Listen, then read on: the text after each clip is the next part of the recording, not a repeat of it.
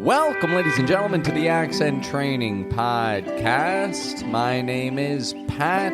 I'm your personal American accent coach. And today we're following up with our previous lesson and giving you the tools that you need to start using vowel sounds with dark L's like A-yul, I-yul. Now pull out a pen and paper if possible, because it's going to be worth your while today to take a few notes. And you know it's going to be worth your while because that's the first idiom that we're starting with today. To be worth the effort and time that you put into something. It's like if you're offering to do someone a favor, you might say, hey, if you help me out, I'll make it worth your while. Like I'll pay you back in a very valuable way. Or if you take notes of any of the idioms that you hear today, and then you use them in real life, it's going to be worth your while. Because now you'll be using the sounds that Americans use with the words that they use to communicate. If you do that, you'll be sure to sail through any English-speaking conversations that come up. Now, are you going to sail through on a sailboat? Not exactly. This is just the way that we describe how you complete a task, as smoothly as if you were on a sailboat. And so use this sound with these idioms to sail through English-speaking conversations. Or suppose that you're trying to encourage someone. You might tell them, oh, don't worry, you'll sail through this. It's easy. You'll sail through this. You're prepared. You know what you're doing. You'll sail through this. Our next idiom here is one that I like because it's about cooking. Too many cooks spoil the stew. Too many cooks spoil the stew. You might also hear people say there's too many cooks in the kitchen. Too many cooks in the kitchen. But that doesn't have a dark L sound in it. Too many cooks in the kitchen. But too many cooks spoil the stew. Suppose that you're cooking a delicious stew, like a thick, meaty soup, and you've got the way that you like to cook it. But then someone else comes into the kitchen and they've got the way that they like to cook it. And so they add a couple of spices. And someone else comes in and they add a couple of spices. And everybody adds their own favorite things that they like in a stew. And before you know it, it's just a big salty mess. It's gross. You wouldn't want to eat it. So the stew is spoiled. Too many cooks spoil the stew. If too many people are giving ideas, the output quality will be low. This idiom stands alone. You could almost say it's a proverb in that sense. Like you're giving advice to someone.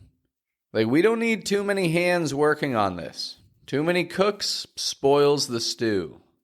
Well, after that idiom, we're coming to the tail end of things. I've just got two more for you here. And one of them, I just told you. The tail end of things. Things are coming to a conclusion. When we're talking finances, you might say we're coming to the tail end of this quarter. It's like there's just a couple weeks left in the quarter, time to see what it all boils down to. The tail end of things.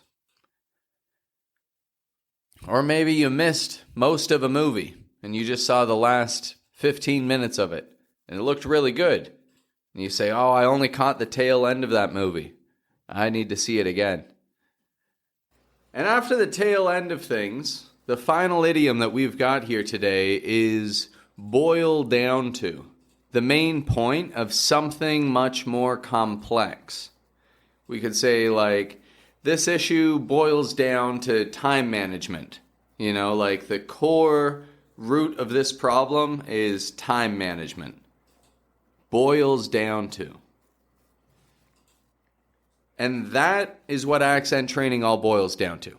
Using the sounds that American ears are familiar with and the words that Americans themselves are using.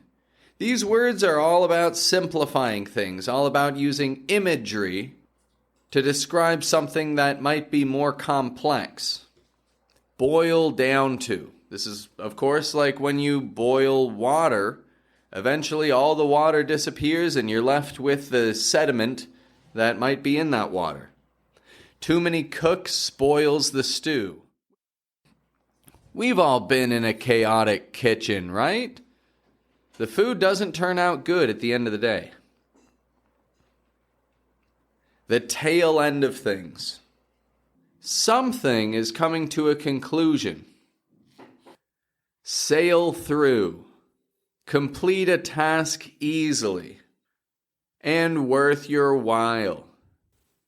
To be worth your time and effort.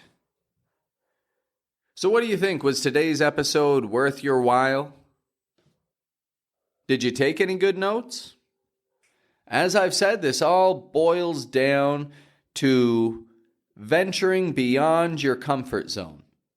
It can be intimidating to join a conversation where everybody else is a native English speaker.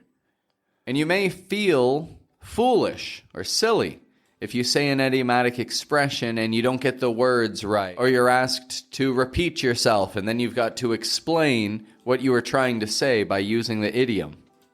But the important thing to recognize is that every time you make a mistake in public, that's a mistake that is catapulting you forward. Because now, it doesn't matter if you do it poorly again. You've already faced that fear. Every other time after that one is going to be better. So if you're someone who wants to see highly impactful American accent training, it's up to you to make it happen.